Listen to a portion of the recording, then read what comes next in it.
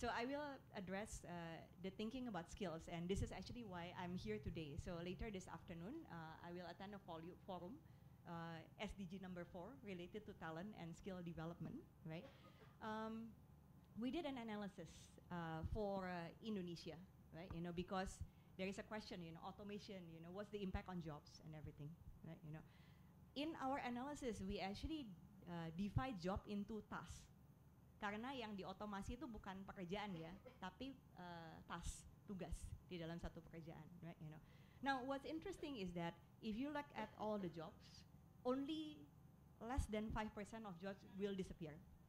Yeah. However, 60% of job will have 30% of the tasks automated. That means all of us need to learn new skills. Giving example, right? Now, driver. In the past, driver in Jakarta is a treasure. Ya, driver yang tahu jalan tikus tuh luar biasa gitu ya kira-kira ya. Sekarang gimana? Oh, saya juga lebih jago dari driver saya. Buka Waze ya, buka Google Map gitu kan kira-kira ya. Driver saya masih belajar, Google Map saya lebih jago gitu kan kira-kira ya. So that's, you know, what we wanted to highlight also in the end, right? You know, all of this, you know, all of the promise will not be realized if we cannot address the challenge on jobs and skills, right? Now, there is a bad news and there is a good news. When we look into Indonesia, we think that about 23 million jobs will be lost, yeah? So it's a big number. However, because Indonesia is where Indonesia is today, maksudnya begini, consuming class-nya masih tinggi, ya, tadi yang saya cerita tentang online commerce gitu kan. Infrastructure development, there is still a lot of needs, right?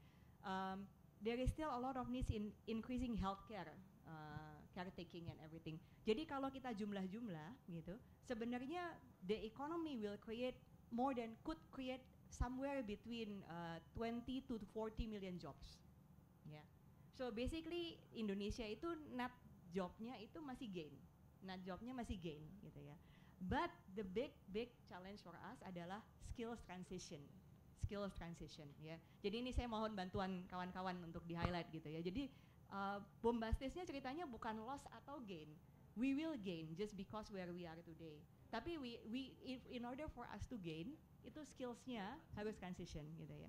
Giving another example just to make it more fun gitu ya. Waktu kita melakukan riset tentang digital commerce itu, kita jalan. We actually go to handicraft centers in Jogja, in Bali gitu ya. Karena kita pengen tahu sejauh mana they adopt online, right? You know, we found one seller, handicraft seller, bikinnya apa? Bebek dari akar bambu yang nggak kepake, gitu ya.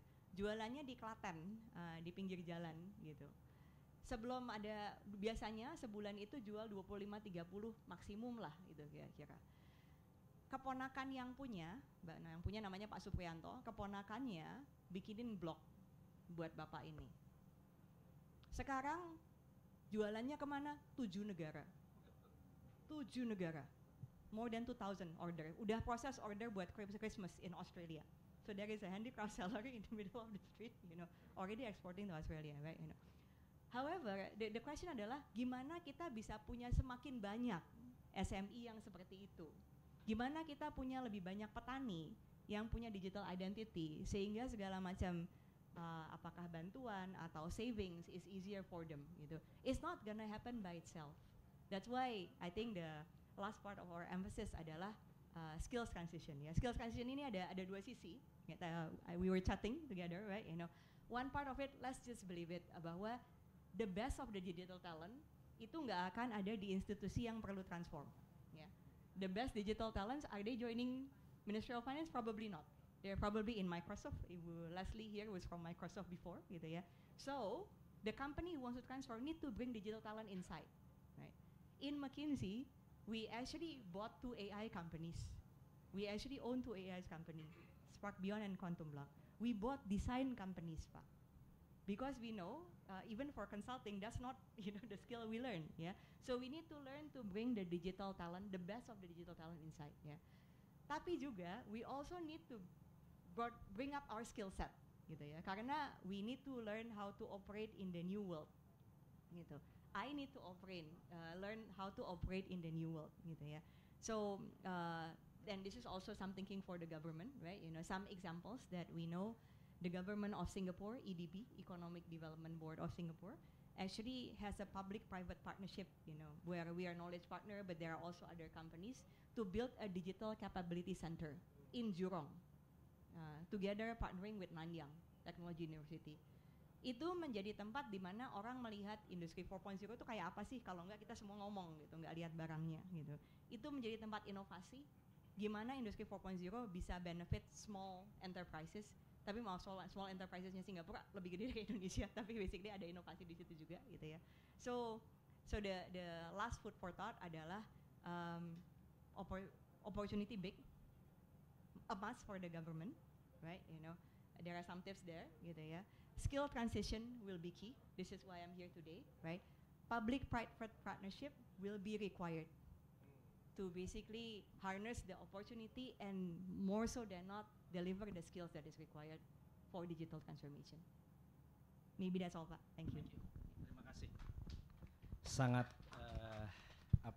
mencerahkan ya. Jadi ada beberapa hal yang perlu di-highlight itu terkait dengan bahwa digital transformation is not but it's an opportunity ya. Yang perlu diperhatikan itu adalah mengenai skill transition tadi. Kita punya bonus demografi in Indonesia, so we have to be very careful to facing this reality with the tadi sudah disampaikan oleh Ibu Fili about the new skill yang barangkali perlu diperhatikan. Nah, dalam kesempatan ini mungkin Kementerian Keuangan yang diwakili oleh Bapak Dr. Adi, mungkin ada hal apa yang akan dilakukan oleh Kementerian Keuangan yang bisa dijelaskan kepada kami di sini, bisa di-share kepada kami. Silakan. Thank you so much, Pak Kurnia, Bapak Ibu dan rekan-rekan semua. So I think this is a great opportunity. My job here is actually to become the communication channel between Indonesia planning team and the meeting team Sekretariat IMF World Bank. So I'm working for Minister Luhut, Pak Ibu Sri Mulyani dan Bapak Perry to making sure that all of the activities and all meetings is meet with their actually optimal target or outcomes. So one among other thing is how then we can bring along many stakeholders. Like now we bring government sector, public sector, even CSO to discuss about the most important thing that currently become the interest of all the stakeholders in the world. So in the this morning in the plenary, Madam Lagarde and President Kim already emphasized that technology is not only a problem, especially for those who are not be able to coping with jobs. Ibu Filia already mentioned the potential losing jobs because of digitalization. It can be enormous, but if we can grab the opportunity to having enough potential and capacity to grab new technology into the working environment, especially in the government sector, I think the opportunity is really huge. We remember when, especially in Gojek, in Traveloka, etc. There's so many things that we can improve, even at the business process level. That's as well as in the Ministry of Finance. The video that has just been released, that was portraying how the journey of the transformation and the reform in the Ministry of Finance is not only 1 or 2 years. It's long period of time. Even last time when we visited one of our small offices in the village, they complaining to us, why in just for the sake of registering one car, grand car actually, and we need to go to Jakarta just to make a register of it. So that's the process business that we currently reviewed. We need enormous change. So with the technology, with the collocation, with the integration, with the partnership, I believe that will be improving a lot the process of improving the Indonesian Ministry of Finance, particularly in supporting Indonesia financial management system. So that what one of among the potential that we would like to grab. So how to make digitalization work in the ministry or in the government? So currently we propose the approach. The approach is namely enterprise architecture. So some of digitalization project in the past, basically we just buy new application, we install new system, and then all of a sudden we just realized all of the system that we procure, they not communicating better, fluently each other. So that's the thing that we currently looking forward on it. We have SPAN, but we need to improve SPAN with the MPN, the payment system. How then, if you are an importer, You pay the PPN or the tax, you can straight away record it by the tax office. Yeah, you already done. So it already enormous process business saving. Like last time, in terms of the process in the East doing business, it's already recorded over there. Dwelling time, for example, it already saved enormous time. The tax registration as well. With the technology, I think we would like to be able to grab more opportunities to improve the compliance, to improve the system, to improve the trustworthy of the people to the systems. So that's the first thing, that we need to bring along technology, but we need to remember that we need to also escalate capacity of the government to implement it and also to win the potential. The second one is about the how to make sure that there will be integrated. So that's also the learning curve, that the process that we learn is how all of the aspect of the organization. We have people, we have the organizational structure, we have the application system, we have data management. That's all among other things that we currently knew about the artificial intelligence, big data. We have so many Internet of Things. How then they can be implemented in the government? So that's one among the things that we need to learn from other companies. We learn from the World Bank. We learn from the best practices. Why we also bring more experts to the discussion. And more importantly, how then we make that implemented in the public sector. So Ministry of Finance committed. So currently we we bring along so many, we form what we call it the team, which is we basically will focus on the 4 key themes, which is the finance, in terms of the treasury management and budgeting. We would like to propose the improvement on the revenue system, but we also would like to improve on the people system, the organization system. With doing that, we would like to bring along people, look, this is not only your problem, this is the whole government problem. Now, Minister of Finance ready to discuss also with the all government sector, the partnership with the private as well. And most importantly, we would like to also emphasize these meetings is actually the one that we would like to bring many views from overseas, learning how then we can accelerate the process of change. So it is great, the opportunity is there. Pak Jokowi in the plenary was really amazing. Last time also in the Bali FinTech agenda, the message is actually how we hand to hand with other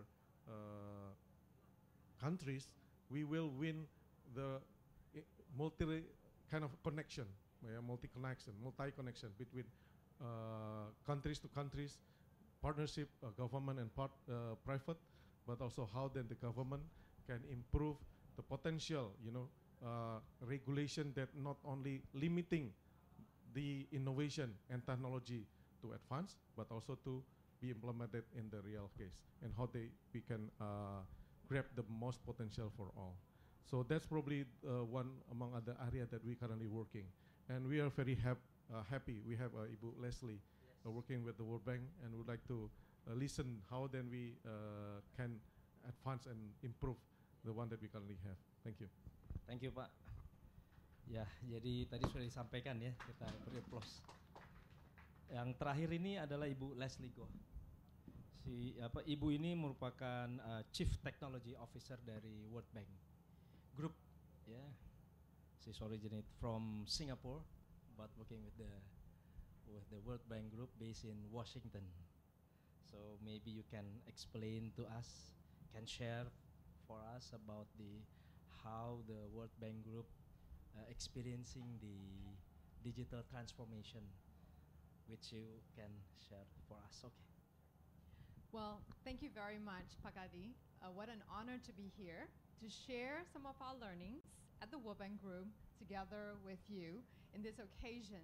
And we have been very, very honored to work together in the last few months in the digital transformation enterprise architecture blueprint, from the visit that you had with us during the spring meeting. And this conversation continues to deepen the learnings and engagement of your journey forward. So from my perspective at the World Bank Group, we amplify the impact in 3 ways. The first is building the digital economy. And in this example here in Indonesia, we have been very fortunate to partner together with you to build that digital capabilities for the Ministry of Finance to leverage technology where it's fit for purpose to drive higher level of transparency and efficiency using various ways of modernizing the process in order to achieve that outcome. And the next one that we talk about is building human capital. And this week we launched a human capital index to showcase how we invest in the youth for the next generation who are going to be part of the digital economy. Of course, good health is an important part of the investment to prevent childhood stunting. The third impact that we talk about is around brokering, leveraging the convening power of the World Bank Group together with various multilateral institutions and partnerships around the world to bring forward that public-private partnership. An example of that would be the work that we're doing with LinkedIn to look at data as its core and understanding where there are specific skill sets that is needed for the digital economy. I am a data architect, and I love the way where we use data to drive greater insights to help us make better decisions, and in this case, investing in the people so that they can be part of the journey together with you. And I've listened this week closely with a great leader from Ibu Sri Mulyani. She talks about 60% of the Ministry of Finance are the millennials. How do we include them as part of the digital transformation by investing in the talents to drive that leadership forward and be able to create impact at greater level? Now, we look in how technology, because I am a technology geek myself, and how we deepen and enable that impact. For instance, we issued the first bond on blockchain on August 23rd with Commonwealth Bank of Australia and raised $110 million in Aussie dollars. The next example that we drive deeper impact, we started that journey a few months ago and announced at the United Nations General Assembly for AI on famine, using data from various sources to look into how we can use technology to drive insights for early trigger points of famine. Hence, being able to identify famine before it becomes at the critical phase and allow us to bring in interventions from various bodies to help with the situation in order for us to also connect the dots to finance and maximizing finance for development. These are tangible examples of how the World Bank Group is leveraging technology to maximize the impact around the world, and then bringing it locally in Indonesia, where we have 60 years of partnership with the Indonesian government. Our team here has been working tirelessly together with the partnership and driving the tangible business outcome with your government. So I've been very fortunate to be part of this journey. Thank you so much. Terima kasih. We give a big applause for the three panelists. We already. Jadi tadi ada 3 hal yang menarik. I would like to say it in Indonesia about the 3 Bs: building the economy, building the human capital, and the brokering. Building the brokering to enhance, to improve the digital capability around the world, ya, the project of the World Bank Group. Itu yang bisa saya highlight dari beberapa hal yang disampaikan oleh Ibu Leslie. Sekarang saya memberikan kesempatan kepada teman-teman fellow journalists to asking questions maybe, or wanted to say something, or want to mungkin ada Pak from antara news agency. This is a national news agency from Indonesia, please. Terima kasih.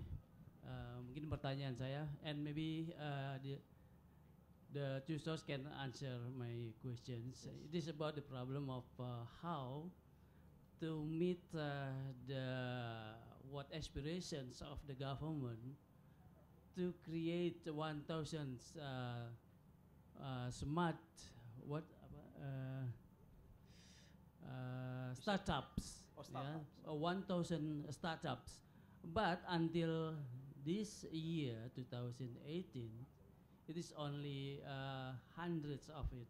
So maybe it is about the lack of financial. So I just want to ask Bapak Budi and maybe also the two sources how these aspirations by the government to make 1,000 startups, and of course maybe from the 1,000 startup can be a unicorns or unicorns, because you know that only right now only 4 unicorns that Indonesia has, because you know that other countries maybe there are a lot of unicorns that already built. Thank you. Yeah. Before we answer, we give another. Ada lagi kesempatan yang ingin bertanya? Pak. Boleh tanya dalam bahasa Indonesia? Yeah, sure. Yeah, I can translate. I try. Jadi terima kasih Bapak Adi, Ibu Pilia dan Ibu Leslie. Pertanyaannya adalah mungkin ke Ibu Pilia ya. Tadi kan dibilang bahwa dengan digital menjadi menjadi efisien dan produktif. Yeah. Tapi ada salah satu sisi negatif, yaitu munculnya gigs ekonomi gitu kan. Nah di situ kan Ibu bilang bahwa tadi juga improve kesehatan gitu kan, improve soal kesehatan. Nah gigs ekonomi kan berarti dia tidak punya asuransi kesehatan, setidaknya dia menjadi pekerja lepas yang jaminan kesehatannya menjadi nggak ada. Nah itu seperti apa kemudian jadi ekonomi digital dan gigs ekonomi tadi bisa mengimprove kesehatan masyarakat, atau kemudian kalau kita lihat umpama Gojek gitu kan di jalanan lebih kayak berandalan mau kayak gitulah. Jadi seperti apa kemudian impactnya dihitungnya untuk di sisi negatifnya? Terima kasih. This is the impact about how the people who work in the digital field, in semi-informal economy, where they're having problems. The insurance, health insurance. How to cope with that? How to cope with this situation? Probably I would like to first Yeah. emphasize the importance of the first question and the second. Okay, and sure. Bu Pilia and Yeah. Bu Leslie can add. Pak siapa nama? Pak Bambang. This really important question, Pak, and that's why the reason why we really accommodating so many experts and so many parties in this engagement in annual meetings.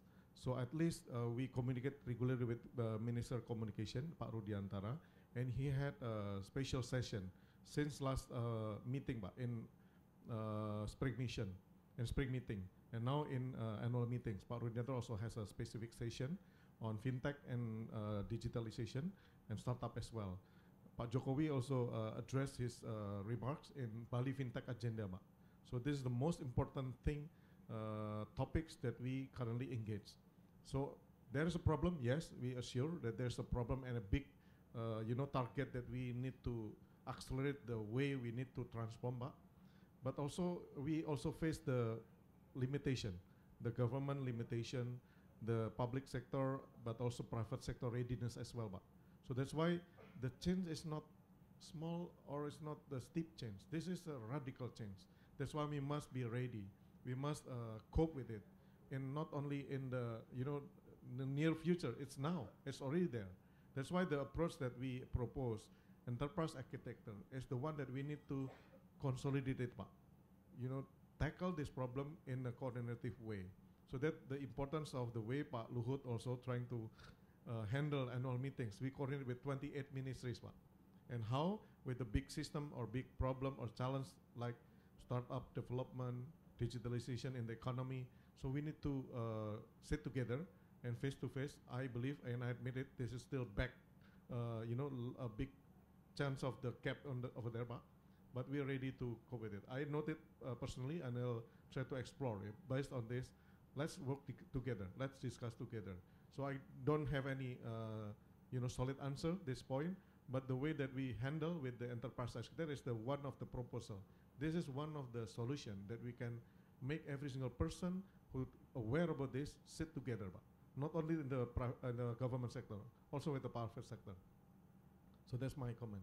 For the second, on the way we would like to have, accelerating phase to implement this? How is the tips that we currently proposing? The model of like the CTO is one of the role that we can insert in the ministry. So how then we can have a solid meeting together, and how then we can face this problem, tackling the face bit by bit, something like that. Probably later I can as well explain further about this later. So maybe I'll comment on the first questions around encouraging more startups in the ecosystem.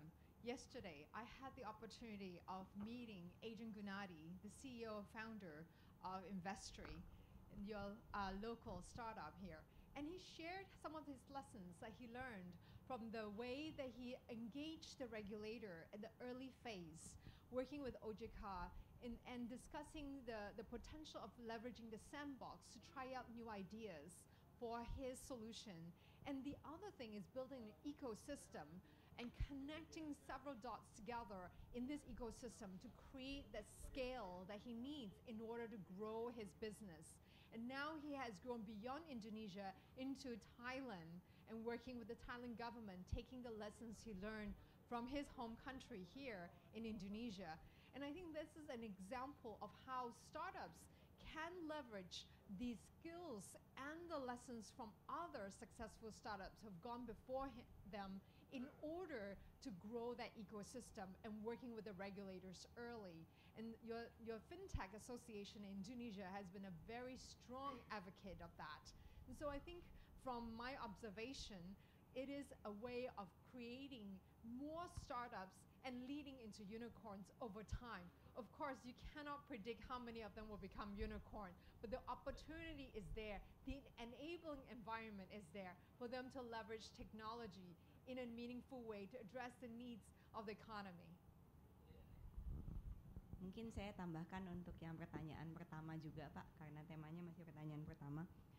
It's quite interesting because at the moment, right now, I have 4 colleagues from McKinsey that is now sitting with Digitaraya di inkubator yang bekerja sama dengan Kominfo untuk gerakan 1000 startup nasional.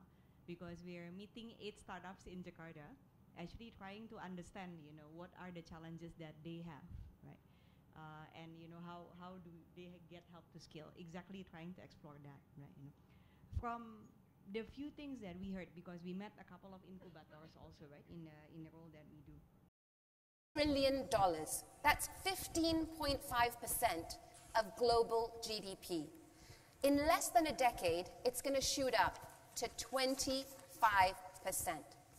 But this digital future that I've just explained, which will have massive ramifications, not just for us, but the kinds of jobs that our children will be taking or trying to get access to employment in these sorts of industries, this is a digital future that is not guaranteed for all of us.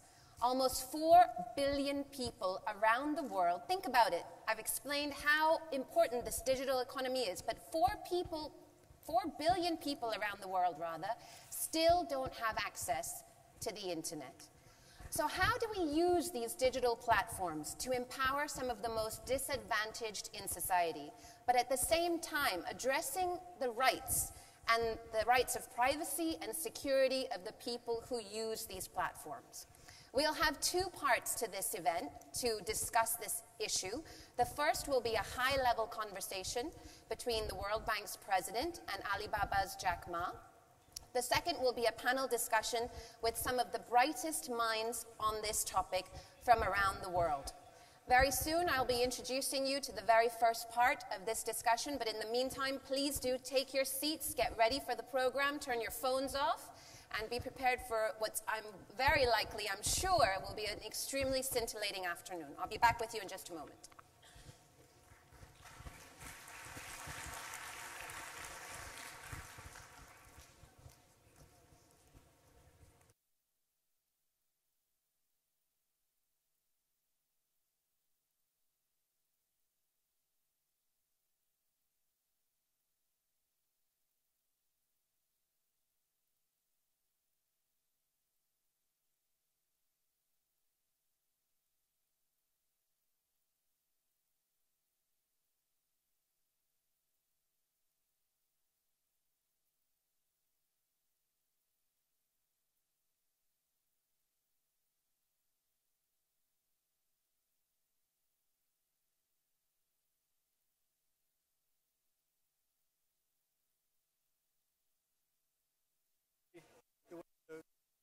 get the best evidence from them.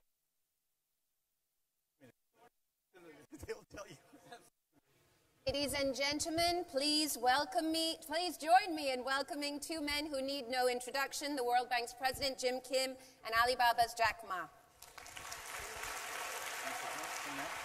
Jack, you go first. No. Good to see you again. Great shirt. Nice Great to see shirt. you. Oh, right here, okay. Go ahead, sir.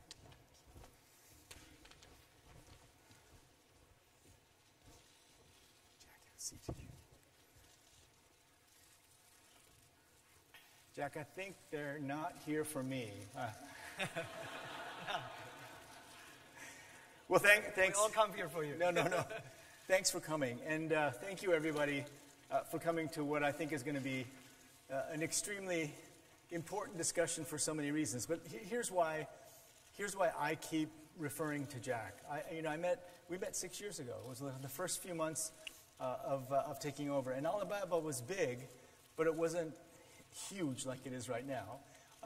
You were not a household word throughout the world. But then I began to ask my own team, if the Alibaba model is the path forward in development, are we building the right things in developing countries? And you've heard me say this. 25, 30 years ago, we had a debate in the World Bank about whether we should invest in telephone poles in India. And luckily, we didn't invest in telephone poles in India. But the question we keep asking is, are we doing the equivalent of investing in telephone poles in India? Do we have things in our portfolio that are just not going to be helpful for the future? So I've seen the tremendous work that you've done in what I would call democratizing access to capital, markets, marketing, procurement, even accounting. Last time I visited Hangzhou, you told me that your Alibaba clients can do their accounting online. So what do you think, Jack? You've now visited 7 countries in Africa. Can the Alibaba model of providing immediate access to cash, to markets, can that work in places like Africa, other countries in South Asia? Because we're worried. We don't know that the traditional path of agriculture, light manufacturing, heavy industry, we don't know that path is open anymore. Yeah, thank you. I think absolutely, Internet is designed for developing countries. 19 years ago, when I started Alibaba, I think what we've said, we should focus on helping small companies, when the USA e-commerce focus on big companies. And the USA Internet e-commerce company, they focus on cut the cost for the big companies. What we believe is that we should help small business to make money on the Internet. Because don't teach customers how to cut the cost. They know better than you do. But helping small business to make the money, that is the key. So when we started, we found in China there's no Internet, the connection, there's no payment, no logistics, and the small business cannot raise the money. So in the past 19 years, we said if there's no infrastructure of the marketplaces, so we should help small business to reach the market. A small business normally can sell only in their own town. How can we sell their products to the capital, to the other cities, to the other countries? Second is how we can help small business using internet to reach the money. So that is why we have the Alipay. How can we help in small business to reach logistics? They can deliver things quickly. So we help in building up a lot of logistic companies. And then how can we help small business to reach the training? So everything we do, we think, by using internet to support small business. And when people say, China, know this, know that, I think because of know this, know that, that leaves entrepreneur like us the opportunity. So if there's no logistic, we build a logistic. If there's no financing system, let's build a financing system. But don't think you will succeed next year. You have to prepare for 10 years. Today, Alibaba to this size, not because we built it last year. 19 years. We never forget that we serve for small business. We serve for the growth, women. We serve for helping them reach the market. This is how. And we believe, one of the things, Jim was saying, the day when I started our business, 18 founders, me, and I talked to my 17 colleagues in my apartment. I say, guys, we don't have money, we don't have technology, we don't have any resources, any relationship. If Jack Ma and us, we can succeed, 70% of the people in the world, they can be successful. We have to prove that by working hard, believe in the future, believe in the vision, and day after day to improve ourselves, this thing works. So this is what I think in Africa, developing countries, that's the opportunity is. Believe the future, work day and night. That's what I think. Jack, you know, you told me. Thank you. You told me that there were some critical things that did exist. So, for example, there were roads, there was a grid, there was the beginning of internet access. Then you built other things. I mean, I remember you told me the story that you helped farmers who otherwise would have left and gone to the cities, you helped them create transport companies. But sometimes they only transported the things for one part of the way and then they handed it off in another. So you created all these companies. But what were the critical things that were already in place that we should be thinking about now in, say, you know, the poorest countries in Africa? What is it for platform-based economic growth to happen? Yeah, I think there are about 3 things that I've been quite focusing on. Right. The government first, try to convince the government. The most important, I go to so many countries, right? Especially I'm keen on developing countries because Europe, they don't like me, and American, they don't like us. Right. Europe, they love people talk about regulations. Yeah. They love to discuss about the worries. I know this thing, what are you going to do? And in America, of course, they have their system. But developing countries, they love to change. They have to change. And if what we made in China happen, I think today, I visited Africa. And people say, you know, we don't have this, we don't have that, we cannot do this, not like China. I said, this is exactly what I heard in the past 90 years in China. Nobody believed that we would work it. So we say, if we never think we will be successful in 10 years, we think 10 years later, there will be somebody, company succeed. If we give up, we have no chance. If we don't give up, we have chance. So every country I go, I try to convince the government. Very important, internet infrastructure. 30 years ago, if there is no electricity, this country is hopeless. This area is hopeless. Now, if there's no internet connection, this country will be hopeless because you have blocked your people reaching the information. The young people have no chance to compete. So internet connection is more important. But don't worry about the internet connection speed. 24 years ago, when I started internet business in China, it took me 3 hours and a half to download a half picture. Today, most of the countries have mobile phones. When I started internet, it's only on PC. There's no mobile phones.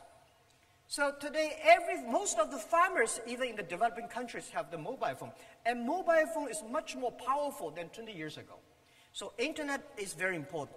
Second, let's try to encourage the entrepreneurships. It's not the government make business happen. It's the entrepreneurs that make the business happen. It's the entrepreneurs that they have their ideas and dreams. So helping them, empower them. These are the 2. Of course, the third is education. But why I said internet is inclusive is for developing countries. I don't know if you know that. It takes 60 years. When electricity was invented, 60 years later, electricity happened in Kenya, Africa. It takes much longer time for the first technology revolution to go to the underdeveloped countries. Today, every 2 or 3 years, mobile phone, internet cover almost everywhere. Normally, all the credit card is designed for rich people. All the good things designed for rich people, powerful company. Today, internet is so cheap, poor people can use it. Mobile phone payment in China, more than 800 million people using mobile phone. Close to 300 million people in India using mobile phone. So this technology revolution is giving to the developing countries. If you believe it, you should work on it. So Jack, we're going to take you very much at your word. So one of the things that we've tried to do is, if you wait till we build the grid like in China, it could take a long time. So we're focusing on renewable energy with much cheaper, better battery power. Yes. We just announced we're going to put $1 billion for battery technology, which could change everything. You didn't mention roads, though. The road network was important. I mean, in order to do the deliveries, you had to have roads, right? Yep. Would that be on your list? Yeah, of course. Yeah. Road, but this is something that I think there are hardware infrastructure and software infrastructure. Hardware infrastructure, road definitely is. Internet infrastructure, mobile phone, and always in transporting. But I'm focusing on software infrastructure, education, entrepreneurship, and e-government. Why I want to say e-government? Because if the government is not electronic, government will never be smart enough. And if the government is E, then government will be transparent, no corruption, open, connect to everybody. So this is what we think. I'm pushing on that. Yeah. The road definitely is if you want to be rich, you have to have the road. So Jack, you said something that you said two different things. One, you said it takes longer, and then the other thing you said is believe that it can happen. So it reminds me, what Bill Gates says all the time is everyone overestimates what they can do in 1 year and underestimates what they can do in 10 years. And you said almost exactly that. So if that's the case, what does it take to be a great entrepreneur, right? And let me just put in context, right? So you say, small business, you work so hard, but I see you doing things that just blew me away. Like, for example, when I visited and you talked, we were getting ready for Singles Day, right? And I asked you, why on earth did you do this? You created a holiday. It's like Mother's Day, right? Yeah. Hallmark Cards created Mother's Day. You guys created Singles Day. And you have to scale up so aggressively in order to be able to handle all that traffic. And then after you do that, then you have excess capacity. Yep. And you were doing things like predicting the winner of singing contests, right? Yeah. So how does that fit with the mindset of an entrepreneur? How are you trying to, what is it, because you're doing things that I've never seen anyone do before. How does that then translate? Because I know you're trying to teach others about entrepreneurship. What are you teaching them? What do the people here need to know about creating an entrepreneurial culture? Yeah, an entrepreneur, first you should have your belief. When you have a belief, you have nothing to worry about. You don't fear. Right? If you don't have a belief, the VC said, if you do this, you're going to raise money. Then you're in trouble. So what you have to believe is what kind of value you bring to the customer. I am a believer, and I go anywhere say this. The Wall Street don't like this, but I go to Wall Street. When I raise money, I said, customer number 1, employee number 2, shareholder number 3. And one of the shareholders said, if I had known, Jack, that shareholder number 3, I would not buy your stocks. I said, please sell to now. Because it's the customer that pay us. It's the employees that work hard, we work together. If the customer happy, employee happy, shareholder will be happy. So believing is very important. Second, you have a great team. So you have to have the thing that believing is IQ. And EQ is working as a team. So if you want to be successful, better to have EQ. When you have a high EQ, people love to work with you. But if you have a terrible IQ, you will lose quickly. Because you are so stupid, you don't know how to, right? But you'll get along with each other, but you're so stupid you'll fail. That's right, because a lot of people succeed because of luck. Believe it or not, a lot of people, because I think I'm lucky enough, for the past 20 years as a teacher, I work and make a lot of mistakes and change, improving and correcting mistakes. I survive. I don't think I'll be lucky enough because my IQ can never compare with my colleagues. They're much smarter. IQ can make you lose slowly. EQ can make you find good people working with the people.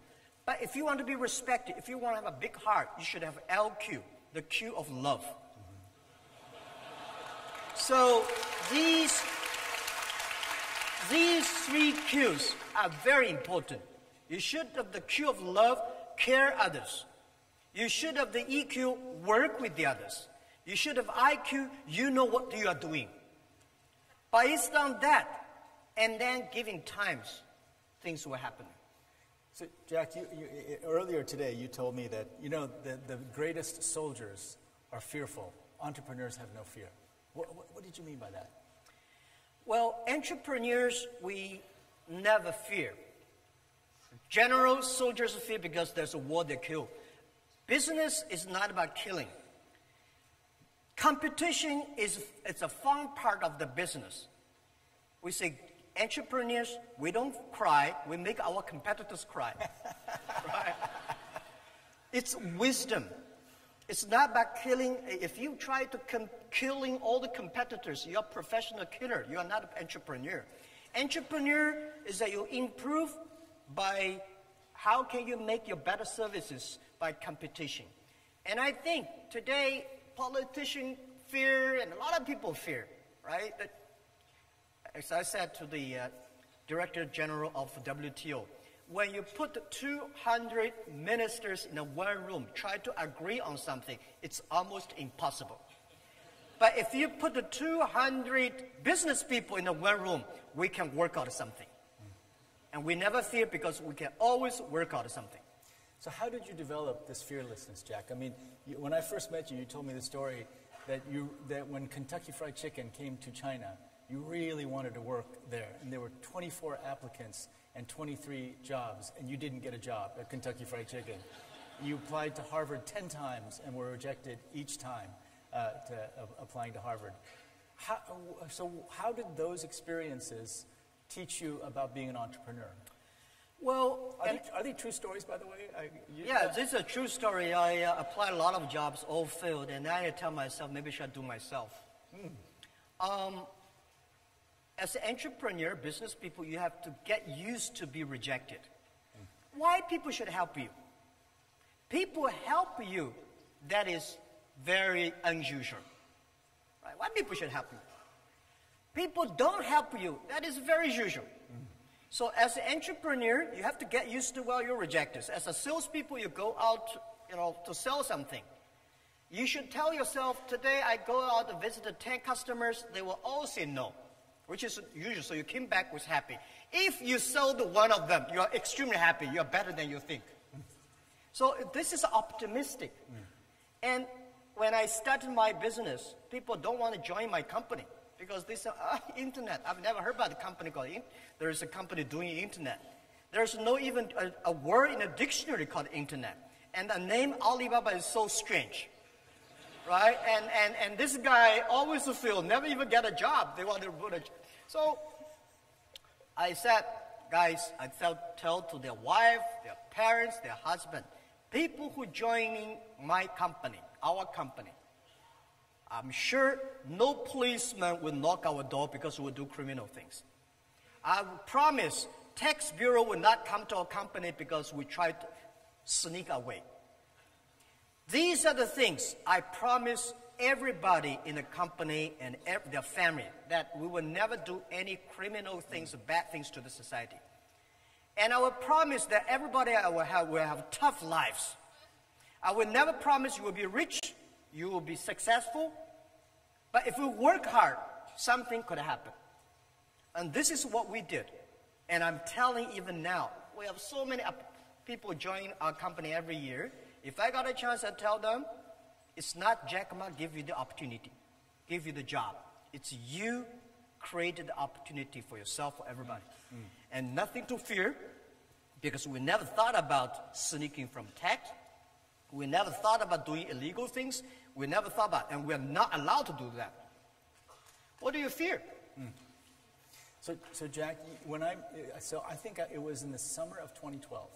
I'd just taken over. And you told me, and at that time, I think you had maybe 20, 25,000 employees. And you said you had 30 true believers, the people that started out in your apartment. And that you've always said that choosing the right people is the most important thing. So how did you choose the 30 true believers? How did you know they were true believers? Did you turn them into true believers? And so generally speaking, how do you choose people? How do you know the right people to bring into your world? Yeah, there's no best people in the world. Say you have to hire the best people. There's no best people. The best people is always in your company. You train them to become best. And I start to make a lot of mistakes when I raise my money. When you have money, you start to make mistakes. I think one day when I raised my first round of finance was $5 million. I hired a lot of vice presidents of multinational companies. One of the VP of marketing came to me. He gave me a proposal. He said, "Sir, this is our next year's marketing plan." I said, "Oh, $12 million. I only have $5 million." He said, "I've never done a business plan below $10 million." So I said, "All right, it's not his fault, it's my fault. It's a Boeing 747 engine. When you put into a tractor, the disaster comes." None of them are happy. So you have to hire the right people. So the people I choose, they have to be optimistic. Because as entrepreneur, if you're not optimistic, you're in trouble. You should have the good IQ at least. Right? If you're not a good IQ is important. And the next thing is that they ready to learn. I hate to hire people who came as expert, because there's no expert of future. There's always expert of yesterday. We are entering the world. And we don't want people to join the company and say, "Jack, what do you want me to do?" I hate that. I say, "I don't want you to do anything. What you can do for us. This is more what you can do for you." This kind of people ready to learn, fearless for the future, believe in the future, and teamwork, smart enough. Giving them the time, they will come. And then we train them. Let them make mistakes. So, Jack, you've started now working in Africa, and you're bringing Africans to Hangzhou and teaching them about entrepreneurship. Tell us about that. How's that going? Yeah, I visited, thank you so much for keep on telling me I should go to Africa, right? 6 years. 6 Jack. years. 6 years. So I've been since telling you. last year, I visited the first trip to Africa, because before I went to Africa, I had poor, disorder, all these things. When I visited Africa, I was amazed. Young, energetic, African people are fearless, right? Today, in the world full of fear, any country you go, people worry. But in Africa, young people say, "Yeah, we want to change, we want to do." And they are young and energetic. There are so many things. And the good thing is, not like China, we're polluted. They are so clean air. But people say, what can we do? So we think there's a great opportunity in Africa for the internet. Right? The internet infrastructure is bad, no logistic, no electronic payment. But the potential there, the mobile phone coverage is good, and the government want to change, young people want to change. So we decide to invite 1,000 entrepreneurs in next 5 years come to Hangzhou to 10 days training. We tell them what happened. We take them to the rural areas of China, how we help the farmers, how we make the logistics from zero, how we make the payment. After 10 days, these guys full of energy, they all rush back to the Africa. We are on the mobile phone every day. You see these people. They think, yes, now we know what should we do. We should learn from China, but never become China next year. Maybe 10, 15 years later, there will be a lot of Jack Ma's, a lot of Alibabas, a lot of Alipays in Africa. So I think this is I feel excited about. This is something I can do much better in my life, in the rest of my life, than be the chairman and CEO of Alibaba. Well, let's talk about that. So you're retiring, and Jack and I were just meeting, and what I said to Jack was, Jack, you can't get away from this, because we're now, if we're going to take the model that you built and extend it to the rest of the world, I don't want you going and doing kung fu and relaxing and off somewhere else. You have to engage. But then you told me, which was very encouraging, that this is now what you're going to do. You're going to engage. How is that going to work? So there's the 10 by 1,000 program. Our IFC team is working with you guys. We're very excited about it. How's that going to work? So over 10 years, I think, total, right? You said 5, but I heard 10.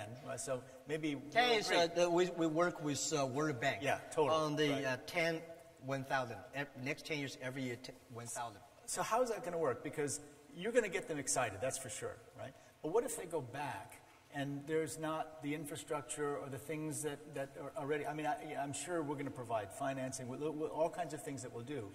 How's that going to work? And how are we going to take that 10,000, the 10,000 people you'll train, and then begin to build the core of what could be the growth model for the future for Africa? How's that going to work? Yeah. For every entrepreneur, we invite to China. The first lecture lesson I tell them is about, if everything is ready, you have no value. As entrepreneur, because things are not ready, that is why the society needs you. Because things are not ready, there's no this, no that. That is why we need entrepreneurships. So this is what I think. And next thing is I retire from the chairman position because to me it's not retire, it's a job rotation. I go back to education. I think education is more important than technology. Operating company like Alibaba, I'm a bit old. But doing education entrepreneur, I'm quite young. Next 30 years, human beings are facing huge challenge of technology, disruptive technology. A lot of people losing job. The way we teach our kids in the past 200 years are for the industrial period. Machine will do better. Machine will be smarter, calculate faster, remember everything, and they're never unhappy. They're very rational, do everything. So we have to teach our kids, change the education system, teach our kids do things the machine cannot do. Teach the kids that can do better than the machine do. So this is how we'll be focused on. For entrepreneurs, the same thing. Tell them life is never easy. Today is difficult. Tomorrow is much more difficult. But the day after tomorrow is beautiful. Most people die tomorrow evening. And how can you survive today and tomorrow? That is the key. And we will never teach people how to be successful. Harvard, Yale teach people how to be successful. We want to share people what kind of mistakes we make. It's the mistakes, lessons we learn, we make progress. When people learn too much successful stories, they think they can successful easily. No, that's a wrong way. Teach people how to face the challenges. We teach people a lot of mistakes, failure, not because they will avoid it, because when the mistake, failure comes, how can they face it? How can they challenge this, crack this? This is how we think. So I think this is entrepreneur, that is education. So they're holding up signs telling me we have to stop. So, but Jack, IQ, EQ, LQ. Yeah. We learned that today, that optimism has to be a way of life. Right? And curiosity is also important. Curiosity is a way of life. Be fearless. Yeah. Be humble in the face of the future, because there's no such thing as an expert of the future.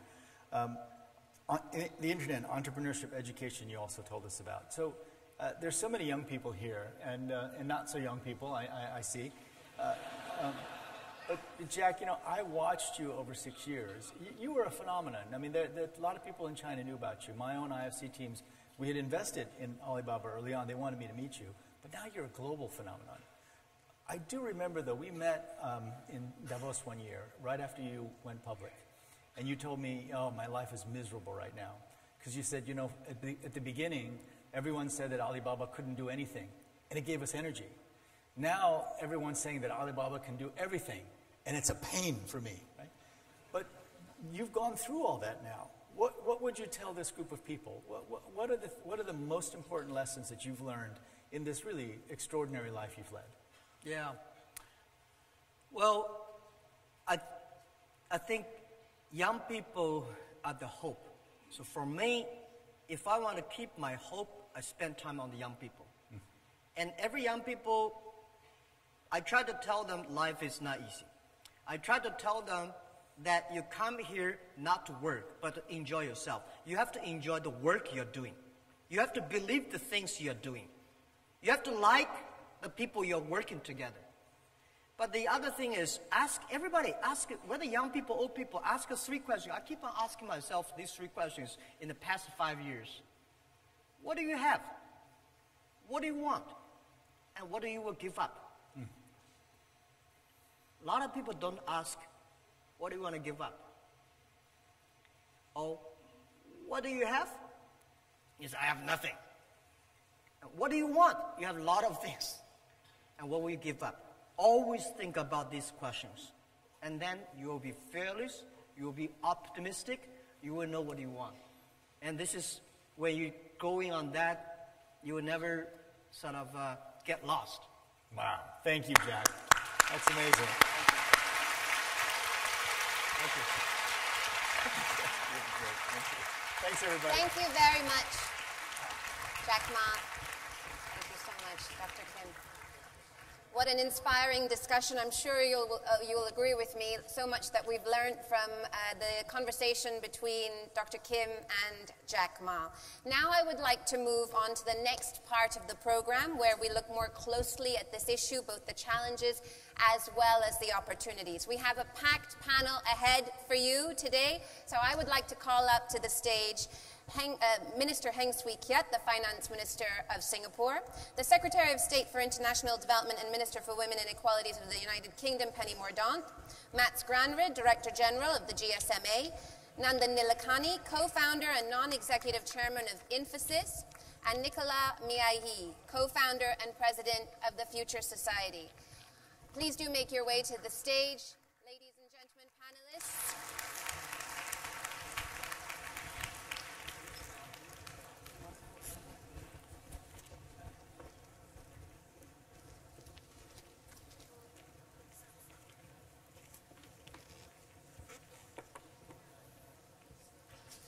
Thank you.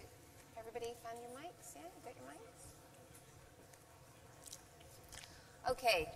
While everybody's getting settled, that was a really hard act to follow, I know, guys, but I'm sure we'll have lots of interesting pointers for you today. Although I've certainly taken away from that discussion between Dr. Kim and Jack Ma that I need to improve not just IQ, EQ, but LQ, something that we can all do with a little bit more of.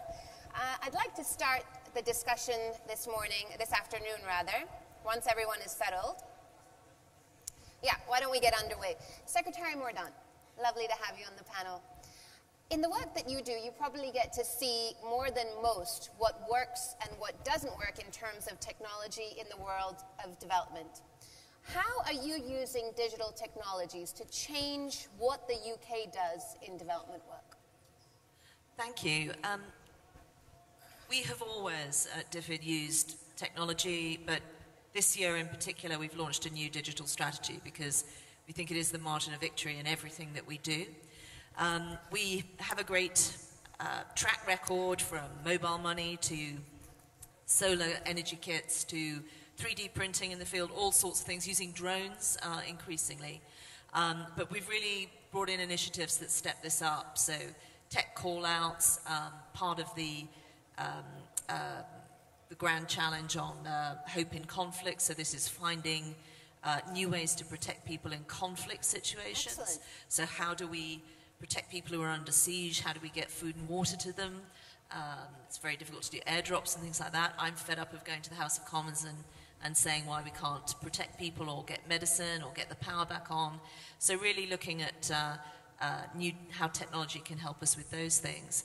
And we've also really tried to embed this in how the whole of our government works. So we've set up a humanitarian innovation hub, which brings together the best minds in technology, in defense, in civil contingencies to really develop these things. So it's absolutely central to what we do. We do it in every area that we work in, and we do work in every area.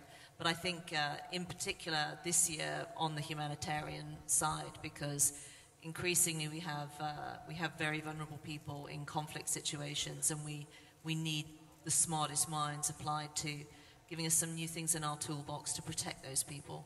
Absolutely. You know, one of the things that Jack Ma was saying earlier is that if governments use digital technologies, they become more transparent, and then you have less corruption. And certainly, Minister, that's the model that Singapore has taken in terms of pushing ahead with digital technologies. I know you've been a big champion of that, and Singapore's been quite successful.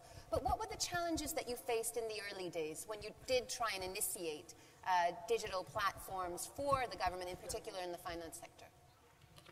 Well, I think we have been fortunate in that we have started this a long time ago, and it helps that Singapore is a very small place, so it's not too difficult to get some of these things going. But at the same time, I think the big challenge is always to get consensus for making some of these changes and to have strong political commitment to this. We're very fortunate that our Prime Minister, the current Prime Minister, he actually had a diploma in computer science. Cool. He finished his degree in 2 years instead of 3, so he spent an extra year doing computer science. And he was one of the great advocates of this. And we started the National Computer Board some time ago, and he has been building up. The key really at the end of it is first and foremost building human capital, because you need a group of people who can do the difficult programming.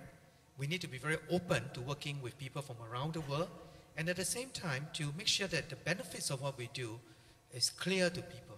So for instance, our tax department have been doing this computerization for a long time, and in fact it's evolved over many years. So one of the latest things which they have done is that we submit the total remuneration of public sector employees. There is a form which department had to generate, and this form is sent electronically to our tax department. And the tax department, having had your previous record of how many children you have, how much you are allowed to claim, how much you donate to charity, and so on and so forth, would then compute the amount of taxes you have to pay, right, and that is sent to you, to us automatically. And all we have to do is to just pay, but if you dispute the amount, you could go to the tax department and get that. So I think that helps when people feel that there is a benefit, and if that keeps our cost of government low, and that provides very strong public support for what we do. Right, but Nandan, in India, you know, this transition is just starting in a way, right? With the Aadhaar program, getting digital identification. I don't know how many people out there actually know what the Aadhaar program is and how much it's transformed lives in India, despite some recent challenges. But so maybe you could start by telling the audience what Aadhaar is. Yeah, so, Aadhaar is really a program to give every Indian resident a digital ID. It was something the government had been planning for many years, and I joined the Indian government in 2009 after I retired from Infosys and led this project. And it has now reached almost everyone in the population. 1.2 billion people have the ID. It's impressive. And it's a digital ID for all residents. It's also linked to the banking system and enables you to link a bank account to the ID, and then you can get electronic transfers done. So India runs the world's largest cash transfer system where government sends money electronically into people's accounts. It's also an online ID which I can use for authentication. The system does about 1.2 billion authentications a month. And it's also the basis for opening a bank account or getting a mobile connection. Right. That is about 3.4 billion transactions. So fundamentally, we went from an era 10 years back where many people didn't have an ID, to where they have a modern digital ID which can be verified online. So can you take this model and apply it to healthcare and education and other countries? Yeah, I think so. First of all, you need some kind of a digital ID for any kind of online activity. So for example, the Indian government has rolled out a major health insurance scheme, Ayushman Bharat, some time back, and that program requires an ID which will ultimately be linked back to the Aadhaar ID. The World Bank has taken a big initiative, ID4D, and discussions are happening in 20 countries across the world because the need for digital ID has become absolutely super critical.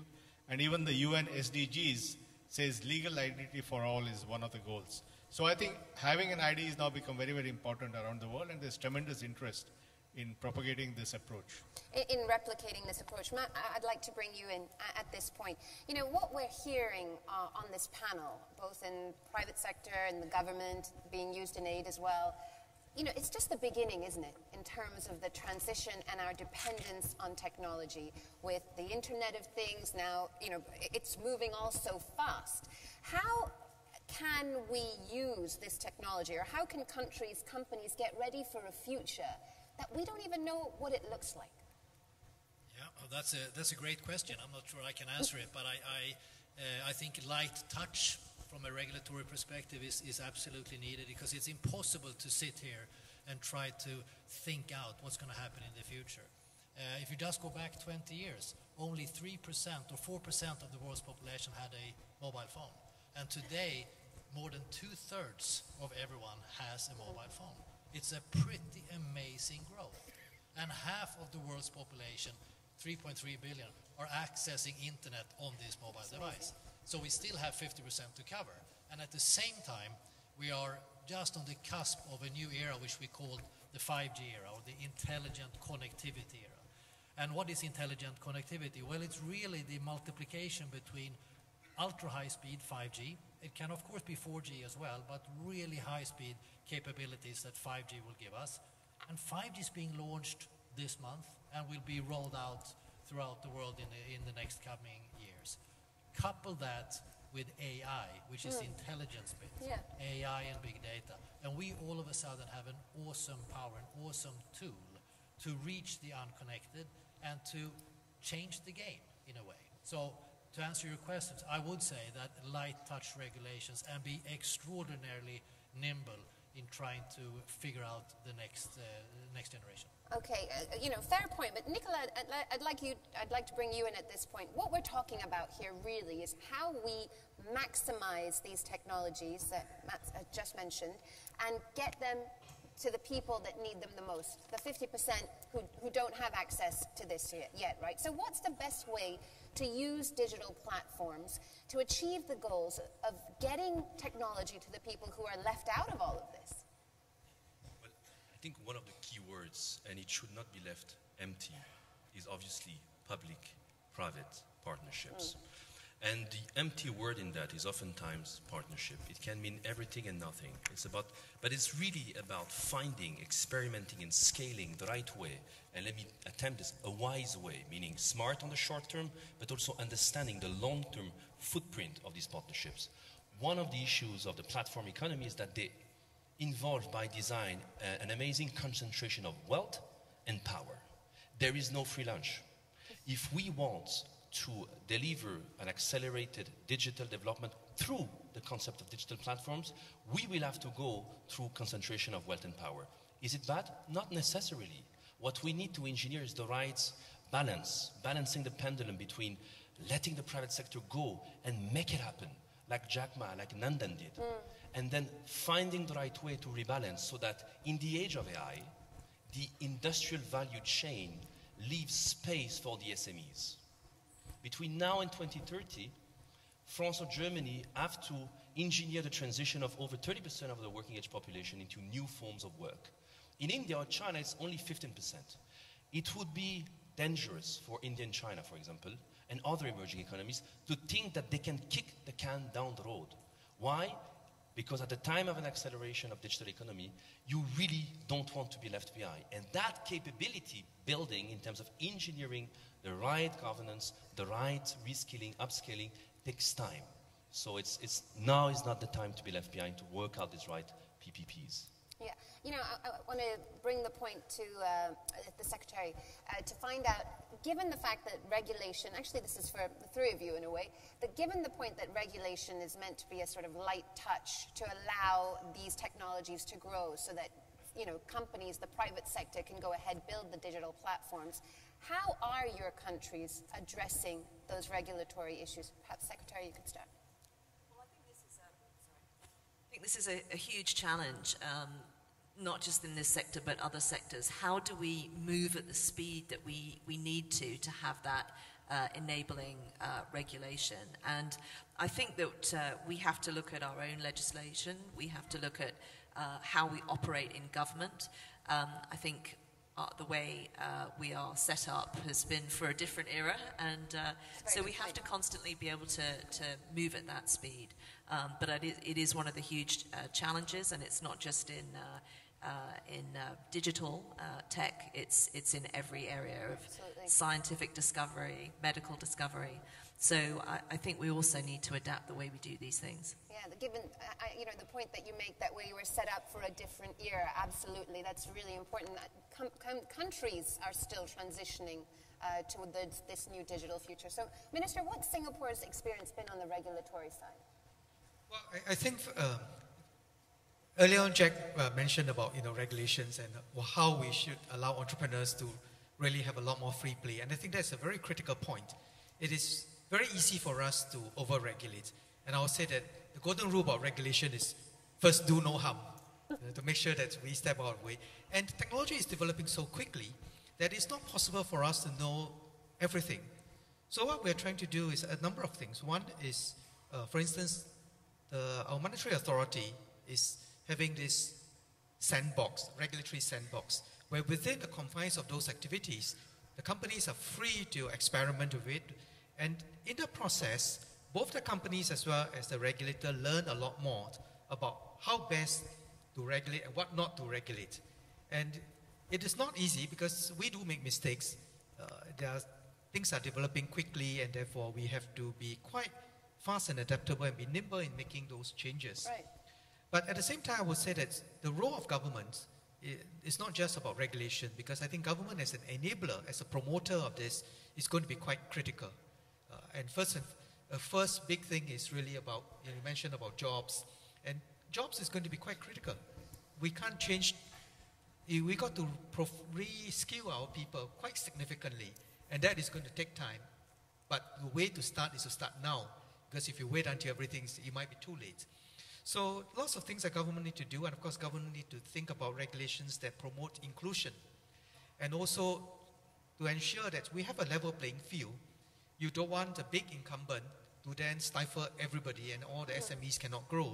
So how do we have a regulatory framework that allows for growth, innovation, but at the same time creates a level playing field, and that we do not end up just doing good things in the short run, but in the long run it comes to haunt us. So thinking about what needs to be done at different stages, but yet not presuming that we know everything, and being prepared to change as situation evolve will be quite critical.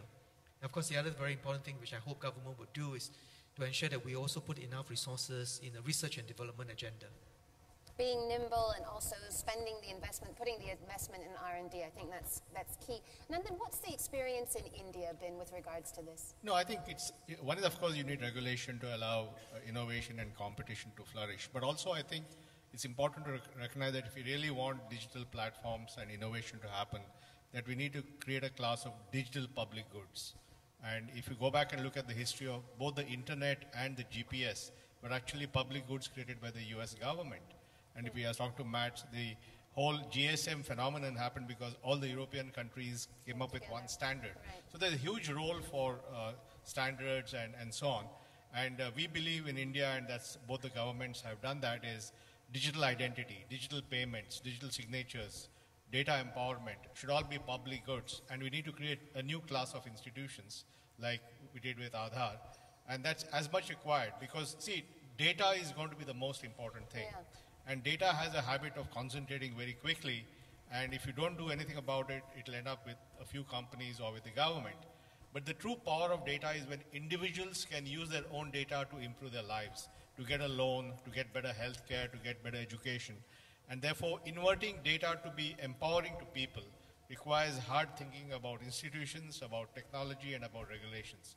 So I think it's not just about letting go and saying, let some guy build it. Yeah. I think it's also about creating the institutional framework and the technology to empower people to use all these technologies. But data in itself is such a sensitive issue, right? Like even in India with the Aadhaar, the Supreme Court ruled in the favor, but it has now regulated or put out some conditions about how to regulate data. No, I think they've put on a framework under the fundamental right to privacy and so on. But I think that's not just what I'm talking about.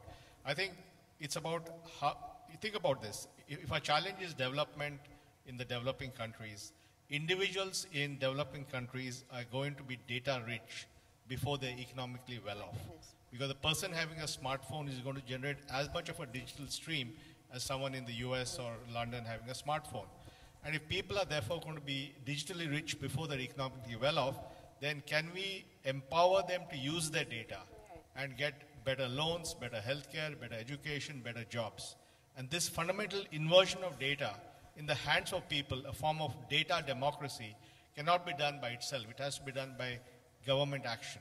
But the current status quo, Nicola, on the point that Nandan just made is that currently we have these mammoth data collecting companies, right? These giants, technology giants all over the world. They dominate the landscape. So how do we get from where we are now to having more data being controlled, not just in the hands of smaller players, but individuals? Well, that's a typical case of the need to rebalance the pendulum towards the people, be they citizens, be they users of services, be they consumers of services, or even be they taxpayers. And one way to do that, to create the foundations of a data empowerment process, in my view, in that case, comes from Europe. GDPR, and within GDPR, what we call data portability, is the precursor to the following situation. I'm in Indonesia, I'm a startupper. I've created a very interesting machine learning algorithm, which we know, because it's a deep neural net, requires throws of stocks and flows of data to percolate into productivity. I don't have this data. With data portability, I can forge an alliance with my consumers so that they go to the various platforms, Uber, Facebook, and they mandate that the platforms route the data to me so that I can run them through my own algorithm and therefore create value. That's a typical way through which we are lowering down the barriers of entry into the data/AI economy, and that's very important. That's not sufficient, because once this is in place, and GDPR is in place, but it's not applied, not implemented yet. What GDPR mandates Europeans to do, and I think that a lot of emerging economies can borrow from that, is to invent an API economy. In tandem with the platform, it should not be built against the platforms, because they have the data, they have the expertise. It has to be, again, a public, private, but in this case, people partnership. I think that's one way forward. It's not the only way, and it should not be, I would say, resulting from a conflict. There is really a very nice partnership to be built here. Otherwise, the data portability might become a void term, because who owns the data right now is big corporations, and it's going to be very difficult to take these things by force. You know, we can use stick, but carrot is very efficient here too. Right. Matt, you know, in terms of how the mobile industry as a body is using big data projects or pushing ahead with big data projects to achieve some of the sustainable development goals, how is it doing that? Or, you know, which areas is it focusing on the most? Well, I sort of share exactly what you said on data. It is the new oil. It is data rich, as Nandan said, which is absolutely true. And it is a precious commodity, a commodity that I believe belongs to me. So if I would like then to move from one carrier to another carrier, I should theoretically be able to move that data with me. And I would be able to see who is mining my data, and I should be able to govern who is mining it and maybe capitalize on that, because I am actually producing that data. So in the world of mobile operators and big data, we do a lot of different activities, possibly sometimes linked to IoT with sensors, but also making analysis on people movements. Telenor is working in Bangladesh and other countries to see the movements of multi-drug resistant malaria, for instance. In India, tuberculosis and Bharat Airtel is looking at people movement again to see and track the origin of it. Telefonica in Brazil are using IoT then to detect air pollution problems. And we can now do that up to 2 days before the pollution happens, and sort of be able to... Wish we could do that with earthquakes. Yeah, to be able to warn the public that this is going to happen. So overlaying one technology with another technology, that's when it becomes interesting. But it's really, really important that we have this discussion, because anonymized data must be safeguarded. We need to safeguard the integrity of me. And I think that debate needs to continue to run. Right. You know, at the heart of what we're talking about here, though, this sort of distant, maybe not too distant future, but it's trying to get these digital platforms to be accessed by the people who are currently being left out. You know, and Secretary, in your work, I'm sure you must see this all the time, and the statistics bear through as well, that women in many countries, it's really women who are being left out of this new digital future. How do we address this? So you've done some spectacular work. Some really good data has been produced on this, and it is another barrier that women face. I think there's a number of things we can do. I mean, we concentrate on economic empowerment for women through the work we do on jobs and livelihoods, really trying to get them access to particular education and particular opportunities. But I think it's not just in terms of their economic empowerment why we really need to connect them. I mean, a lot of the work that we're doing at the moment on modern slavery and stopping trafficking, there are very simple technological solutions out there that could protect people, stop or send a flag out when something bad happens to them. And also a lot of the work that we're doing to really change things for women in certain parts of the world. I mean, for example, the Africa-led movement to end FGM, the new opportunities that we have through social media platforms to tackle is completely game-changing in what we're trying to do. So it is absolutely vital, but we've just got to make sure that this is another thing that is included on the education work we're doing, on the economic development work we're doing, and that's really recognized with the partners that we work with, that they need to be addressing this situation. Right. Minister, in Singapore, you know, when you look at that, at the example or the experiences, rather, I should say, that Singapore has had, even when you look at the digital platform creation, I think it would be fair to say it's the private sector, in many ways, that's led the way. But, you know, as many have pointed out on the panel, for this to be really effective, the government has to also lead the way in terms not just of innovation, but job creation as well. So what do you think governments should do to improve their offer to the people? Well, there are a number of things. I think if we look at our own journey, we started off with more G2G type of platform. Because in the earlier phases, just getting departments within government to work together with one another was difficult enough. And so creating that builds a sense of confidence among the government departments that this is a very useful tool. Now, then the next stage was to do a G2B and G2P, government to business and government to people. And in doing that, you find that the transactions between the government and businesses, government and people became a lot better, a lot easier. And that, again, helps to build confidence for the system. Now we are moving on to the next stage, which is allowing the government system to be a kind of a backbone infrastructure for us to catalyze B2B and P2P transaction between businesses to businesses and between people to people. So just two examples. One is an example of the digital payment system. With a mobile phone, you could pay, and it can be used for a number of purposes, and that you go out for a meal with friends, and you could kind of pay using the digital phone. And at the same time, among businesses, how we could allow for that transaction. Now we are in another example is that many years ago we built this national trade platform. And the idea is that it is more for businesses to transact with government departments, because when importers and exporters need to send something, normally they require approval from various regulatory authorities.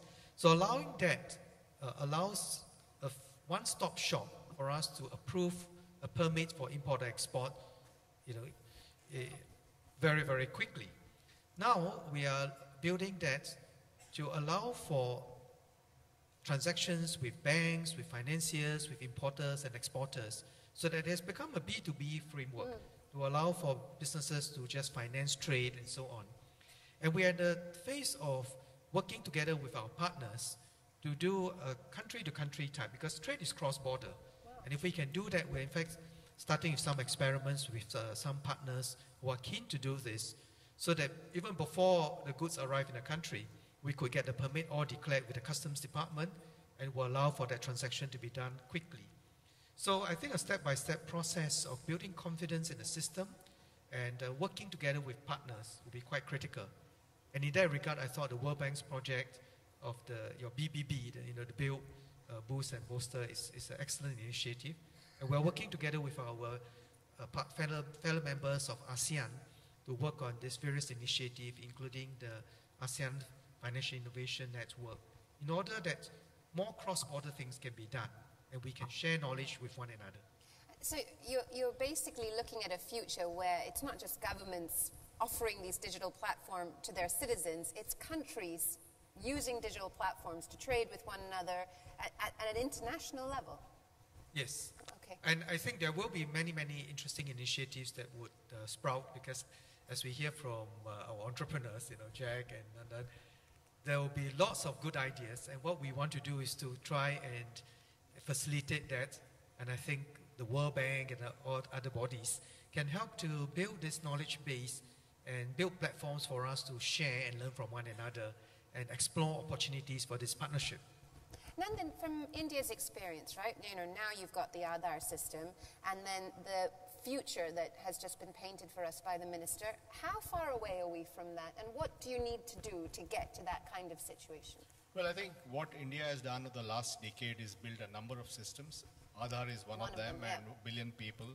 Then it's built a very advanced interoperable payment system called UPI, which is now becoming the fastest growing payment system. Any bank account to any bank account, any mobile phone. It's a very, very versatile system. It's built the platform for GST. And today, India went from having 30 states, each having their own tax system, to one central online tax system with 11 million businesses, which the current government has successfully implemented. And now 11 million companies are paying taxes by filing returns online in one shot. And then we have, India has also put in a national system for electronic tolling, again using RFID tags. So I think it's all examples which I think are very important in this topic, which is how do countries that are developing, which don't have legacy, can, because they have a greenfield situation, how can they use modern technology and leapfrog on development? And that's really the mission that is there. Even the new health system is coming up as something called the National Health Stack, which is what should be the architecture of the future for health records. So I think what you're seeing is a general application of population scale design and leapfrogging on technology.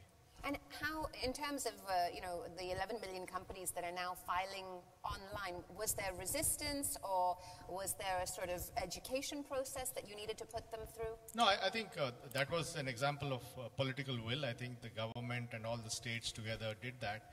And so you can think about it, that there were 30 states, different systems. One system, everybody files online, and tax computation is automated, it's based on what you file. And now the other byproduct of this will be that every company will have digital records of its business on this system, which then they can offer to a lender to get a business loan. Fantastic. And that's the whole idea of empowerment, that once your data is available to you at your fingertips in real time, and you can get that and give it to somebody else to take some decision, then you have great choice. For example, in healthcare, I should be able to get my health records, my lab record from the lab system, my ECG record from the heart system, and give that to a specialist, and then he can make a judgment about what's wrong with me. So I think this whole notion that data has to be in people's hands, I think is a very important strategic point, which I think is very important in this discussion. We are going to have innovation platforms for countries to leapfrog. Okay, on the point of data being in people's hands, as we have pointed out in this discussion, that's currently not the case, right, Nicola? I mean, who should effectively control the data? How do we get it to the point where it is in people's hands? Well, you're putting your finger to something very important, which is that increasingly we're differentiating the question of ownership from the question of control, from the question of access. And that's not necessarily a bad thing. I think that no one has right now, except in the case of the Europeans and other countries, but with the general data protection regulation, we are mandating in Europe who owns, who controls, and how we should have access. Around this differentiation of notions, I think that there's a lot of opportunity for innovation, for emerging economies, from developing economies, to adapt to their own situations what needs to be done. And that case of data governance towards algorithmic governance is a case where, in my view, the bank has not only a responsibility, but a key role to play to take countries to the next level by doing what the bank knows what to do, which is to bundle up solutions and launch with technical assistance and come up with the next policy playbook to take these countries to the next level. I think we talk a lot about leapfrogging technology. I would like us to talk a little bit more about leapfrogging governance, which in many cases, like Minister Hank says, involve not regulating. We talk a lot about should we or should we not regulate. I would add one aspect, when to regulate. Central bankers discovered a long time back a tool besides regulatory sandboxes. The tool is forward guidance, which is that I'm not going to regulate today, but I'm going to tell you where we're going and what you should expect tomorrow. What India did. This regulatory toolbox is very important. That's something that the bank can develop, that countries should accumulate, because indeed, like Jack Ma said, there is no expert for the future. The future is something that we build, but moving from a situation of not knowing what the economic landscape is to a situation better knowing what these value chains are allows to adapt regulation, to adapt governance. It needs to be really agile, and we need to invent this agile governance of the 21st century. Not easy, but very important. Matt, I want to bring you in on this agile governance for the 21st century. You mentioned right at the very beginning that nimble regulation is what is necessary.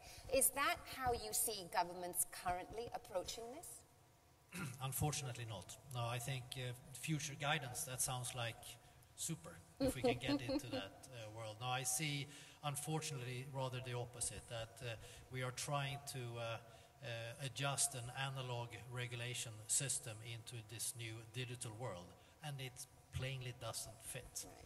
So many times it's actually better to just scrap the old stuff and start over with, you know, a future guidance, and maybe be very observant of regulatory bottlenecks that might occur, and if that occur, be pretty quick in regulating it. Because I do think that regulation is key to have in a complex industry as ours, or the ICT industry in general. But I do think it's literally impossible to sit today and try to figure out what will the world look like in 2022 and try to come up with a smart regulation. I think that is almost inhuman. Yeah, and it seems like an exercise almost in futility, because you have no idea how to prepare for this, rather go through the transition. We've talked a lot about the data and trying to get, you know, the access of data into the individual ownership. But in order for any of this to take place, you need the hardware. You actually need people to have access to get connected, right? And Secretary, this is the point I'd like to ask you. In your work, you must be seeing this problem on a daily basis in terms of the lack of access to rural communities, with billions still with no access to the internet. How can we try and change this? What sorts of steps do you think we need to take? Well, I think that this is a key area where we can really help, and what we've tended to do in the past is actually step in and put infrastructure in. But I think there's that we, because of the scale of the challenge, we need to look at doing things in a different way. And one thing that we can do as a development department is to prove the market. We can help demonstrate to the private sector why they should step in, why they should invest, and why it's in their interest to do so. And I think this is really important as well for donor nations. Cyber threats, but also markets for our own businesses as well. So we're setting up across the globe tech hubs to really be a sort of focal point and to really help businesses that want to invest either in developing nations or British businesses as well. But part of this is also about really security, global cyber security. So I think there are many things that provide a sort of synergy to really encourage donor nations to step in, but we also need to be generating the information to demonstrate to the private sector why it's in their advantage as well to really step in and do more. Tell me a bit more about these tech hubs. Which parts of the world are you setting them up in? So we're in every part of the world. So this is actually an initiative that's a joint initiative between my department, our Foreign Office, and our Culture and Media and Sport and Digital department. And we have to make these things more sustainable. It's in our interest to do that, but it's, I think, one way that we can really support businesses to do the right thing. And I think that really, particularly over the last 12 months, I've noticed a real step change in how the private sector is now getting interested in the global goals more than ever before, and really seeing that it is the smart thing to do. And so now's the moment, I think, to really make sure that all the obstacles that have been there in the past to them actually doing things, whether it's business integrity, whether it's information support actually there in country, is there. And we're also making the case and giving them good evidence as to why it's worth them being there and why it's worth them investing. Excellent. Minister, you know, Singapore is a unique case in all of this because you got to start from scratch, right? And at the very beginning or quite early on. What are some of the lessons, do you think, that other countries could take from the way that Singapore, I know that it's a much smaller country and, you know, smaller population, but in terms of the hardware that you put in to ensure access to connectivity for people? Well, I think in terms of the hardware, we started within the government, and thereafter we started with the transaction. And what happened is that as the cost of computers came down, and in fact it's still coming down, we find that more and more households have access to it. And we do have programs to ensure that, you know, we have that inclusion. So that helps a lot. But I would say that it goes beyond hardware. I think a lot of it is really building the public consensus that this is the right thing to do. Because without the public support, and if the public is fearful of the technology or they don't see the benefit of that technology, they themselves will not invest in it. And also working together with the private sector, because how do we enable the private sector to do what it can do best, and then confining the role of government to what we can do better. You know? And that partnership is quite critical. It's quite tricky as well. Yeah. Nandan, in India's case, you know, where do you see the opportunities for the private sector to step in and work with the government, the way that the minister has said, with regards to providing access to connectivity? No, I think India is a great case of where the private sector has played a huge role in connectivity. I mean, you know, 15 years back, we had 60 million landlines and 0 cell phones, and now we have 60 million landlines and 60 million landlines and 1 billion cell phones. Yes. And I think the credit goes to the private sector. It's been companies who have led, like you know, Airtel and Idea and Vodafone, and now of course Mr. Ambani with Reliance Jio. So I think there's a very competitive infrastructure, and today we have the lowest prices for voice, the lowest prices for data, and ubiquitous connectivity. So I think it's a great success story in getting massive inclusion. And I think what the mobile industry did in India, which is actually shown the way, is the key to inclusion is high volume, low cost, small transaction amounts. Because if you have high volume, then you can reach 1 billion people. If you have low cost, you make it affordable. And if the transaction value is small, then people can buy in small sachets. And that is the heart of inclusion. So I think high volume, low cost, low transaction value has been demonstrated, and now we need to apply that to every other sector to really get inclusion going. And is this a model that you think can be transplanted, used in other developing countries? Oh, absolutely. I think the whole idea of technology is to make scarce resources affordable and accessible. And you can do that today in not just in mobiles, but you can do it in health, you can do it in education. So I think, but that requires reimagining how you deliver these development services in a very different paradigm. Yeah, what else do you need to be able to deliver these services in a country like India, for instance? Well, I think you need to, you know, for example, if you need to make education accessible to all. So you have to make content accessible to all. It should be on a smartphone. It should be available anywhere. You should have a health capability where a person at the edge of the network get access to all the expertise on the cloud so that they can deliver better health care. So it requires a very different way of thinking about this, and I think that's the way that developed countries can offer, because you will never have enough doctors and enough teachers in these countries. We have to rethink the way we deliver it. What you're pinpointing here, I think, is the way we need to change our education system in many ways, right? I mean, it's what Jack Ma was saying. No, I think that's I think that's a bigger issue, because I think what we know is that it's no longer about going to college, getting a degree, and then working. It's about continuous lifetime learning. And because the pace of technology, we cannot predict which jobs will exist and which ones will become obsolete. We have to be prepared to learn all the time. Right. So all of us have to be constant learning people for all our lives as we work. And therefore, your education infrastructure must provide just in time, anywhere, in little modules, on the cloud, in the evenings, whatever. At all times. At all times. So I think the whole way we deliver education also has to be changed. Yeah, so obviously, sorry, go ahead, sir. Now, I was just going to add to what Nanan said, which is that I think what is happening in India, in China, I was talking to our colleagues in Indonesia on the way in which e-transactions is taking place. I think it's all very, very inspiring because with the scale and the cost, you can really drive things and drive adoption in a very major way.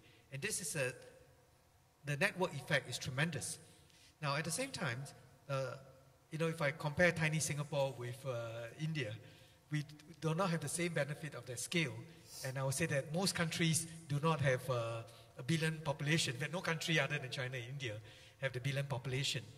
But what we can do is, I think, working together, your point about how widespread adoption would drive down costs and allow all of us to benefit from it is very important. And therefore, for those of us without the scale, I think creating a whole network amongst the rest of us and riding on a network that, say, India, China, Indonesia have is actually extremely useful. Absolutely. And I would just make one other point about education. I used to be education minister for almost 5 years. And when I was education minister, one of the hottest topic in Silicon Valley was educational technology. And they say, well, so I went to take a look together with some of our teachers. And at the end of it, I asked our teachers, I said, what do you think of this system? They said, we don't quite like it. I said, why? They said, well, because they are trying to replace the teacher. Because they think that the teacher is dispensable. But education is a lot more complicated than that. It's not about, head knowledge. It is about also building the human character and that requires a human being to do it. And we thought we should be able to learn how to use technology well together with the human quality. And I said, well, what would you suggest we do? He said, well, we should use technology to empower our teachers, to enable our teachers to do a better job and not to displace our teachers. Right. So I found that to be very inspiring. And in fact, we then ended up building a system in the Ministry of Education to precisely do that. And I hope that in the debates about jobs versus machine, that we see machines as enabling, as empowering, and not be fearful of it. And you will augment and enhance human capability to a far bigger extent than is possible working manually.